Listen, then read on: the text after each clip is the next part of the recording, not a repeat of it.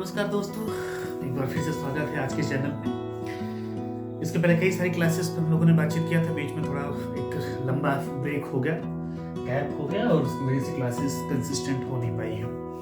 लेकिन आज हम फिर डिस्कशन करेंगे एक बहुत ही क्रूशल, एक बहुत ही इंपॉर्टेंट टॉपिक के बारे में, और वो टॉपिक हमारे लिए कम्युनिकेशन के साथ साथ आपके एग्जाम में भी आता रहता है। एग्जाम के कई से क्वेश्चंस मैंने देखे और उसमें मैंने इन वर्डों को पाया कि इनका एक ठीक ठाक बोलबाला रहा है, एक मेजॉरिटी के साथ इनका यूज किया गया है। तो देखेंगे, आपने प्रीपोजिशन के बारे में पढ़ा होगा और इसकी कई ऐसे टाइप्स पढ़े हैं, कई सॉर्ट्स आपने पढ़े हैं, और इसके साथ साथ आप फिक्स प्रीपोजिशन का भी नाम सुने होंगे। कभी कभी ऐसा होता है कि प्रीपोजिशन को लेकर के हम बड़े कंफ्यूज होते हैं। कहीं कहीं ऐसा होता है कि सर कुछ वर्डों के साथ अलग अलग तरीके का प्रीपोजिशन यूज किया जाता है। कहीं गेट के साथ एट का यूज, ऑन का यूज किया जाता है। गेट ऑन हो गया, गेट डाउन हो गया, गेट ऑफ हो गया, गेट इन हो गया, गेट इन टू हो गया। इसी तरीके से बहुत सारे कहीं कहीं वर्ड होते हैं जहाँ पे प्रीपोजिशन अलग अलग तरीके से यूज किया जाता है, और जैसे प्रीपोजिशन अलग अलग तरीके का होता है, ठीक मतलब ही उसका डिफरेंट टाइप का हो जाता है। खैर, कई बार तो मैंने यहाँ पे लिख दिया है। वीडियो को पहले मैं आपको एक चीज क्लियर कर दूं कि ये जो मैंने लिखा है ये पत्थर की लकीर नहीं है कि ये इतना ही रहेगा। इससे और भी ज्यादा फिक्स प्रीपोजिशन अभी पढ़ना शुरू कर दे 100, 200, 1000, 2000 तक जा सकता है। But I have taken a bit part of it, एक छोटा सा हिस्सा मैं लेकर के आया हूँ, और बस ये बताने का सेंस मेरा ये है कि फिक्स प्रीपोजिशन का कम्युनिकेशन में कितना बड़ा योगदान है। देखिए, now we people are getting into touch of changing each and everything. हर एक चीजों को हम लोग कहीं ना कहीं चेंज कर रहे होते हैं, whether we have to discuss about custom of life, और we have to discuss about art of life, और we have to discuss about many more things. बहुत चीजों के बारे में हम लोग बातचीत कर रहे होते हैं, डिस्कशन कर रहे होते हैं। So the matter is to consider कि जब हम लोग हर एक चीजों को चेंज कर रहे हैं, अपनी लाइफ स्टाइल चेंज कर रहे हैं, अपने ड्रेस सेंस को चेंज कर रहे हैं, हर एक पॉइंट ऑफ व्यूज को कहीं ना कहीं हम लोग चेंज कर रहे हैं, सो व्हाई नॉट कम्युनिकेशन? तो कम्युनिकेशन को क्यों ना चेंज करें, and to make a very beautiful communication, एक बहुत ही अच्छा, एक बहुत ही शानदार कम्युनिकेशन अगर आपको करना है, then have a good support of fix preposition, जिसको हम लोग एक्सप्रेशन वर्ड का भी नाम देते हैं गाइस, और ठीक ठाक तरीके से एक अच्छा बोलबाला इसका होता है, और इनका अगर आप यूज अपने कम्युनिकेशन में कर रहे हैं, then it is going to set a very good benchmark। बहुत अच्छा कहीं इम्पैक्ट पड़ने जा रहा है इसका। अब जैसे कई वर्ड मैंने यहाँ पे मेंशन किया है, और साथ ही साथ मैं आपको कुछ ऐसे वर्डों को लेकर डिफरेंस भी बताऊंगा। जैसे एक होता है लॉ फाइट, और एक आपका होता है लॉ ओवर, एक आपका होता है लीव ऑन, एक आपका होता है लीव बाय, और कई ऐसी जगहों पे अलग अलग तरीके से चीजों को यूज किया गया है। सबसे पहले for the sake of example I have put a word, एक वर्ड मैंने यहाँ पे मेंशन किया हुआ है जो है पुट ऑन। अब पुट ऑन के कई यूज होते हैं। एक होता है गेन करना, पुटिंग ऑन। ये तो बहुत कॉमन सा वर्ड है, जैसे हमने कह दिया कि सर ठंडी आ गई है, अब तो वो बहुत ज्यादा वेट पुट ऑन कर रहा है, तो गेन कर रहा है या पुट ऑन कर रहा है, तो he is putting on fat. इसी तरीके से अगर लूज कर रहा है तो he is losing the fat, ऐसे इस्तेमाल करते हैं, तो he is putting on fat. एक पुट ऑन का मतलब होता है पहनना, व्हेन यू वियर समथिंग, जब आप कोई चीज पहनते हो तो आप वहां पे भी इस्तेमाल करते हैं पुट ऑन का। जैसे आपने कह दिया कि मैं अपना शू पहन लेता हूँ जब मैं अपने घर से बाहर निकलता हूँ, I put on shoe when I go out of my home, जब मैं अपने घर से बाहर जाता हूँ। एक होता है प्रिटेंड करना, बहाना करना, मतलब ये हुआ यहाँ पे एक तरीके से कि आप हैं कुछ और लेकिन आप प्रिटेंड कर रहे हैं, दिखा कुछ और रहे हैं कभी कभी। तो इस बात पे थोड़ा सा ध्यान देना, वहां पे भी हम लोग पुट ऑन का इस्तेमाल करते हैं। जैसे हमने कह दिया बी ट्रांसपेरेंट, बहुत पारदर्शी आप बनो। अगर आपको लगता है कि ये चीजें फेयर हैं, then speak it to fair. अगर आपको लगता है कि ये चीजें अनट्रू हैं, तो उसको गलत तरीके से बोलो, कोई दिक्कत नहीं गाइस। तो बी ट्रांसपेरेंट, आपको बहुत ही पारदर्शी होना है गाइस। तो कहने का सेंस ये होता है कि डू नॉट पुट ऑन, ऐसे में मतलब प्रिटेंड मत करो, बी ट्रांसपेरेंट, बहुत फेयर बनो, बहुत ही पारदर्शी बनो। तो वहां पे हम लोग पुट ऑन का इस्तेमाल कर रहे होते हैं, ये चीजें होती हैं। The second word I have mention just put up, ये वर्ड को भी आपने सुना होगा। देखिए एक बात और मैं आपको बता दूं, ऐसा नहीं कि ये जो चीजें मैंने आपको बताया है, this all are the beyond universe, the beyond syllabus. अगर सर मैं ये आप नहीं बताते, कभी कभी दिमाग में ऐसा होता है अगर आप ये नहीं बताते तो ये किसी को पता ही नहीं चलता। ऐसा हो सकता है कि आप लोगों में से बहुत ऐसे बच्चे होंगे जो इनको बहुत अच्छे से मगअप किए होंगे, क्रैम किए होंगे, रट्टा मारे होंगे, यहाँ तक कि अगर वो मान के चलिए कि एसएससी, सीजीएल और स्टेनो जैसे पेपर अगर उन्होंने दिया होगा तो इन सारे वर्डों को ठीक ठाक तरीके से यूटिलाइज किया होगा। लेकिन ये केवल उन, मैं कांस्टेंट कैटेगरी के बच्चों की बात कर रहा हूँ जिन बच्चों ने तैयारी की रखी है, जिन बच्चों ने इसको पढ़ा हुआ है। लेकिन व्हाट अबाउट दोस जो अभी एक क्विक लर्नर बने हैं, जो कम्युनिकेशन सीख रहे होते हैं, जो भी तैयारी कर रहे होते हैं, अगर हम उनकी बात करें तो these all are going to be in new form, एक नए फॉर्म में, एक लेटेस्ट फॉर्म में उनके सामने ये प्रेजेंट होने जा रही है गाइस। फिलहाल सेकंड आपका है वो है आपका पुट अप। पुट अप मतलब का पहला मतलब, इसका पुट अप मतलब होता है पूछना, सबको पता है। पहले हम लोग बोलते थे आस्क, और अब आस्क को रिप्लेस हमने कर दिया, अब उसकी जगह पर हम लोग इस्तेमाल करते हैं पुट अप का। जिससे अक्सर लोग बोलते हैं सर मैं पुट अप अ क्वेश्चन, ऐसे मैं क्वेश्चन पूछ सकता हूँ, उसके बाद आपका एक होता है स्टे करना, कहीं रुकना। गाइस पुट अप का इस्तेमाल कहीं स्टे करने के लिए भी होता है। This is use for staying somewhere, कहीं भी अगर आपको यूज करना हो, मतलब स्टे करना होता है। जैसे आपने कह दिया कि मैं तो मऊ शहर में ही रुक गया हूँ, ऐसे में दरअसल अब चूंकि मऊ शहर से ये क्लासेस लाइव आपकी जा रही है, बस वीडियो आपका जा रहा है, तो इसलिए जुबान में वर्ड आ गया। तो आई पुट अप ऐसे इस्तेमाल करते हैं। कभी कभी ऐसे लोग बोल देते हैं आई पुट अप नाउ। कभी कभी ऐसा होता है कि where do you put up now, आजकल आप कहाँ रहते हो, तो वहाँ पे लोग इस्तेमाल कर रहे होते हैं। एक आपका होता है फिक्स करना, कोई भी चीज फिक्स करना। एक तो फिक्स करना आपका हो जाता है, यहाँ पे और भी ऐसी चीजें होती है पुट अप फिक्स करना, जिससे बात तुमने कह दिया कि now I am going to put up the marriage, समझ में आ गया ना, वहाँ पे मैं शादी फिक्स करने जा रहा हूँ, वहाँ पे मैं इस्तेमाल पुट अप का इस्तेमाल आप वहाँ पे भी कर लेते हो गाइस, कोई भी चीज। एक आपका होता है जिसको हम लोग बोलते हैं पुट ऑफ। पुट ऑफ के कई यूज है। एक तो पुट ऑफ का यूज किया गया है पोस्टपोन करना कोई भी चीज, ऐसे में। एक पुट ऑफ का यूज होता है एक्सटिंग्विश, मतलब कहीं देखिए यहाँ पे दो चीज होंगी गाइस। एक तो यहाँ पे पुट ऑफ भी यूज हो सकता है, एक वर्ड आपका हो जाता है पुट आउट। तो ज्यादातर जो डेंजरी एक्सटिंग्विश मतलब होता है कोई चीज बड़ी आग बुझाना। अभी आपने देखा कि यूनाइटेड स्टेट्स ऑफ अमेरिका की बात करें तो वहाँ पे चूंकि आग लगी हुई थी और कंडीशन कुछ ऐसा था कि वहाँ पे इन वर्डों का बहुत ज्यादा यूज आ रहा था, पुट ऑफ और पुट आउट। तो एक्सटिंग्विश ज्यादातर पुट आउट का यूज करते हैं, कहीं कहीं आप पुट ऑफ का भी यूज कर लेते हैं। और एक पुट ऑफ का मतलब सैड होना होता है, जैसे बातचीत तुमने कह दिया क्या हुआ, वैसा ही तो गया है, इतना भी सैड क्या हो रहा है, why are you putting off, sorry मांगे ना, क्यों अपने आप को इतना सैड कर रहे हैं, तो वहाँ पे इस्तेमाल करते हैं। और इनसे मिलता जुलता अपने आप में एक वर्ड आया है पुट अप विथ वंस, समझ में आ गया ना, मतलब किसी को टॉलरेट करना, बर्दाश्त करना, पुट अप विथ वहाँ पे इस्तेमाल किया जाता है। जैसे बातचीत तुमने कह दिया कि आपका ये जो बिहेवियर है, so this sort of behavior of yours, I'm not going to put up with you, समझ में आ गया ना, मतलब मैं इसको नहीं बर्दाश्त करने जा रहा हूँ या नहीं टॉलरेट कर रहा हूँ, तो वहाँ पे इस्तेमाल करते हैं। तो ये तो चार मैंने आपको बता दी, लेकिन ऐसा नहीं कि मैंने पुट ऑन बता दिया, पुट अप बता दिया, पुट ऑफ बता दिया, पुट आउट बता दिया, या और भी ऐसी चीज बता दिया। इसके साथ और भी आपका हो सकता है, कई आपको मिल जाएंगे गाइस। एक वर्ड मैंने यहाँ पे लिख दिया, दो एक लीव वर्ड का नाम आपने सुना होगा, you must have heard number of times. एक होता है लीव ऑन वर्सेस एक आपका होता है लीव बाय। तो मैंने एग्जांपल भी सेट कर दिया है ताकि बहुत ज्यादा टाइम देना ना पड़े मुझे। लीव ऑन दोनों का हिंदी मतलब जो होता है किसी चीज के सहारे, मैं लिख देता हूं किसी भी चीज के सहारे।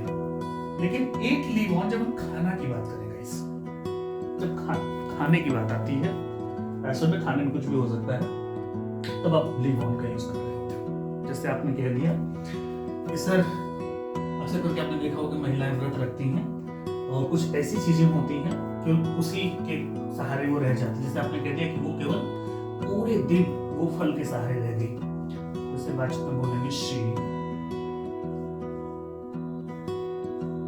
lived on fruits, she lived on fruits for whole day, पूरे दिन she lived on fruits for whole day, पूरे दिन वो किसके सहारे रहेंगे, फ्रूट्स के सहारे रहेंगे, मतलब किसी कोई भी चीज खाने का। एक होता है किसी चीज के सहारे रहना, मैंने कई चीज मेंशन किया है, थिंग्स है, कस्टम किसी परंपरा के सहारे, प्रिंसिपल किसी सिद्धांत के सहारे, मैनरिज्म समझ में आ गया ना, किसी तौर तरीके बात के सहारे, समझ में आ गया ना, इसकी चर्चा की गई किसके सहारे रहना। अब ऐसे कई ऐसे एग्जांपल्स आप बना सकते हो, समझ में आ गया, जैसे मैं कस्टम की बात कर लूँ, प्रिंसिपल्स की बात कर लूँ, मैनरिज्म की मैं बात कर लूँ, है ना। अब जैसे एग्जांपल अक्सर लोग बोलते हैं कि गांधी जी एक, मान के चलिए उनका एक प्रिंसिपल था अहिंसा परमो धर्म, आपने सुना होगा, समझ में आ गया ना। तो उनका ये था कि वो बेचारे नॉन वायलेंस के सहारे कहीं जीते थे, उनका एक सिद्धांत था। तो कह सकते हैं कि गांधी जी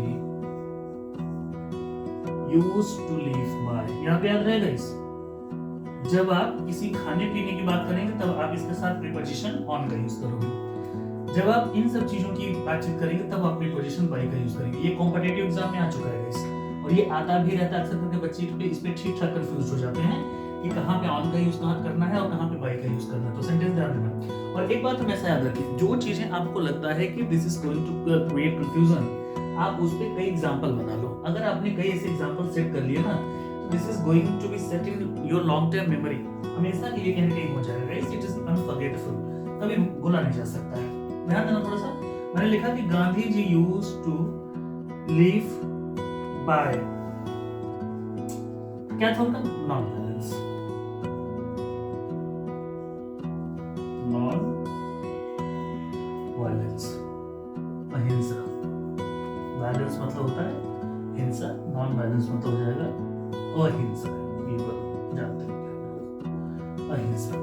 यहाँ पर मैंने लिव के साथ बाय का यूज किया है, ऐसा नहीं इसलिए मैंने किया है क्योंकि इसके बाद ये जो नॉन वायलेंस वर्ड है, ये मान के चलिए कि गांधी जी का अपना एक सिद्धांत था, उनका अपना एक प्रिंसिपल था, समझ में आ गया ना, ये चीजें आपकी होती है। प्लस इसके साथ साथ दो वर्ड मैंने यहाँ पे और मेंशन किए, एक वर्ड मैंने यहाँ पे लिखा है लॉ ऑफ एक्ट, और एक वर्ड आपका होता है लॉ ऑफ ओवर। जब भी हम किसी व्यक्ति के ऊपर हंसते हैं, जब भी किसी व्यक्ति के ऊपर हंसते हैं, तो हम वहां पे इस्तेमाल करते हैं law of at, law of के साथ हमेशा एट वर्ड का यूज होता है। और जब आप किसी चीज पे हंसते हो, वो कोई भी चीज हो सकती है, समझ में आ गया ना, जिससे बातचीत में आपने कह दिया कि मुझे उसके मूर्खता पे हंसी आ गई, एग्जांपल अगर मैं आपको बोलता हूँ मुझे उसकी मूर्खता पे हंसी आ गई, आई लाफ्ड, यहाँ एट नहीं, over, I laughed over his stupidity, stupidity, देख लो मैंने इसका लिखा, मुझे उसकी मूर्खता पे हंसी आ गई, ऐसे इस्तेमाल करते हैं, तो ये चीजें आपकी हो जाएंगी। इसी तरीके से कुछ ऐसे वर्ड होते हैं गाइस जो बड़े सिमिलर मीनिंग दे रहे होते हैं, ऐसा जैसे एक वर्ड मैंने यहाँ पे लिखा हुआ है अटोन, मतलब होता है किसी चीज पे पछताना, एक वर्ड और होता है रिपेंट, रिपेंट, तो इसके साथ भी हमेशा फॉर का यूज करते हैं, हम रिपेंटेड फॉर इट, इसके लिए पछता रहा हूं। इससे सिमिलर बहुत सारे इसके वर्ड हैं, रिपेंट की मैं बात कर लूं, अटोन की बात कर लूं, कंपेंसेट की बात कर लूं, कंपेंसेट वगैरह बहुत फेमस वर्ड है। कंट्राइट वर्ड अक्सर करके आपके इंग्लिश के न्यूज़पेपर में आता रहता है। पे फॉर तो ये बड़ा कॉमन सा वर्ड है, मुझे लगता है कि आप लोग कम्युनिकेशन में भी पे का यूज करते, पे फॉर का यूज करते, भैया भरपाई करना पड़ेगा आपको, यू हैव टू पे फॉर इट, अच्छा इस्तेमाल करते हैं। अटोन फॉर और ये कॉन्ट्राइट फॉर, ये दोनों बहुत ज्यादा यूज होता है। कंपेंसेट भी आता रहता है, खास करके जब कहीं कोई त्रासदी हो जाती है, कोई कहीं ऐसा कोई नेचुरल डिजास्टर हो गया या कहीं ह्यूमन मेड डिजास्टर हो गया, तो अक्सर करके इन वर्डों का हम लोग यूज कर रहे होते हैं। Now government has to compensate for, समझ में आ गया ना, होमलेस, बहुत ऐसे वर्ड का हम लोग यूज करते हैं कि उनके लिए कहीं ना कहीं सरकार को इसकी भरपाई करनी पड़ेगी या करनी चाहिए। कॉन्ट्राइट फॉर, पे फॉर, अटोन फॉर ऐसे इस्तेमाल करते हैं कि सर जो गलती आपने किया है, the mistake you have committed, you have to atone for it, इसके लिए कहीं ना कहीं आपको भरपाई करनी पड़ेगी, उसके लिए आपको पछताना पड़ेगा। तो ये वर्ड क्या है कि एज ए सिनोनिम्स आप यूज कर सकते हो, और कम्युनिकेशन में जब आप इनका यूज करोगे, definitely it is going to add beauty in your communication, चार चांद लगाने जा रहा है आपके कम्युनिकेशन में गाइस।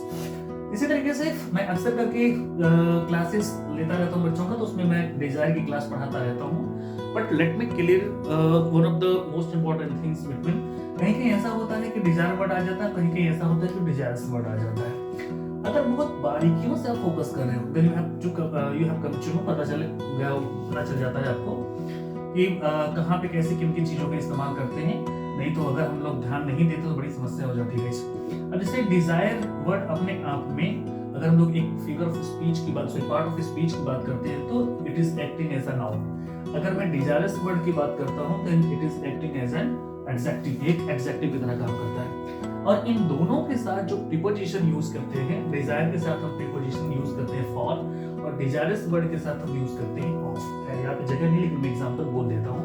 जैसे मैं अगर डिजायर की बात कर लूँ, if we are going to use desire as a noun, एक नाउन की तरह मैं इस्तेमाल करूंगा, तो आप ऐसे कह सकते हैं कि मेरा इस काम के लिए इच्छा है। जैसे आपने कह दिया कि I have desire for going foreign, विदेश जाने की मेरी एक इच्छा है। I have desire for going foreign, I have desire for actioning. ये एक बात हमेशा याद रखें कि फॉर अपने आप में this is also functioning as a preposition. इसके बाद अगर मेन वर्ब आ गया तो मेन वर्ब का आपको आईएनजी फॉर्म लगाना होगा। बहुत पहले मैंने इस पे बातचीत किया है गाइस। तो यहाँ पे आप आईएनजी का इस्तेमाल कर लेंगे। आई हैव डिजायर फॉर एक्शनिंग, इस काम को करने की मेरी कहने की इच्छा है। एक वर्ड और होता है desirous, I am desirous of. ये बात हमेशा याद रखना अगर आपको बोलना कि मैं इच्छुक हूँ। जैसे विलिंग शब्द होता है, I am desirous, I am willing, समझ में आ गया ना, इसे इस्तेमाल करते हैं। तो I am desirous of actioning, मैं इस काम को करने का। और अगर कोई समथिंग आता है या समबडी आता है, ऐसा नाउन या प्रोनाउन या कोई भी ऐसी चीज, तो उसको वैसे ही रख लेंगे। लेकिन नॉर्मल अगर ऐसे बोलना होगा तो आप बोलोगे I am desirous of actioning. जैसे आपने कह दिया कि I am desirous of learning music, I am desirous of dining out, I am desirous of travelling, ऐसे यूज कर सकते हैं हम। लेकिन यही इतने वर्ड नहीं है गाइस, इसके अलावा कई सारे वर्ड हैं असल में, और इन सबका मतलब एक ही होता है गाइस कि इस काम को करने की मेरी इच्छा है। चाहे मैं लॉन्ग फॉर की बात कर लूं, एस्पायर फॉर की बात कर लूं, यर्न फॉर की बात कर लूं, क्रेव, ये वर्ड लिखा हुआ है, क्रेव फॉर की बात कर लूं, एपेटाइट फॉर की बात कर लूं, अर्ज फॉर की मैं बात कर लूं, पिन फॉर होता है गाइस, उसकी मैं बात कर लूं। तो ये सारे वर्ड, इन सबके साथ कहेंगे एक फिक्स प्रीपोजिशन फॉर का यूज करते हैं गाइस। ये बात हमेशा याद रखें कि ये वर्ड जरूरी नहीं कि हमेशा डिजायर और डिजायरस वर्ड आपको देखने को मिले। Apart from these both words आपको इन वर्डों के भी दर्शन करने पड़ सकते हैं। और ऐसे सर्कमस्टांसेस में your vision has to be very very clear. आपका विजन बहुत ज्यादा क्लियर होना चाहिए, आपको याद होना चाहिए कि कहाँ पे कैसे और किस वर्ड के साथ कौन सी प्रीपोजिशन को हम सेट करेंगे, otherwise you are going to make your number radios. समझ में आ गया ना, ऑटोमेटिक आपके नंबर कट जाएंगे गाइस। ये चीजें पॉइंट्स हैं गाइस। तो मैंने लगभग सारे कंडीशन पे एक्सप्लेन कर दिया है। और एक बार फिर से हम लोग फिक्स प्रीपोजिशन के बारे में चर्चा करते रहेंगे, क्योंकि वीडियो के शुरू में ही मैंने आपको बता दिया कि ऐसा नहीं है कि ये जितनी चीजें मैंने यहाँ पे लिखा हुआ है ये फिक्स प्रीपोजिशन की पूरी दुनिया है। This is not the whole word of fix preposition. इनके अलावा भी we have several of the concept, हमारे पास बहुत सारे कॉन्सेप्ट हैं, we have to discuss about it. इस पे हमारी बातचीत चलती रहेगी गाइस। तो नेक्स्ट पार्ट के लिए फिर मुलाकात होगी आप लोगों से। तब तक के लिए बहुत बहुत धन्यवाद आप लोगों का। और वीडियो अगर आप लोगों को अच्छी लगी तो please like, comment and subscribe the channel. बहुत बहुत धन्यवाद।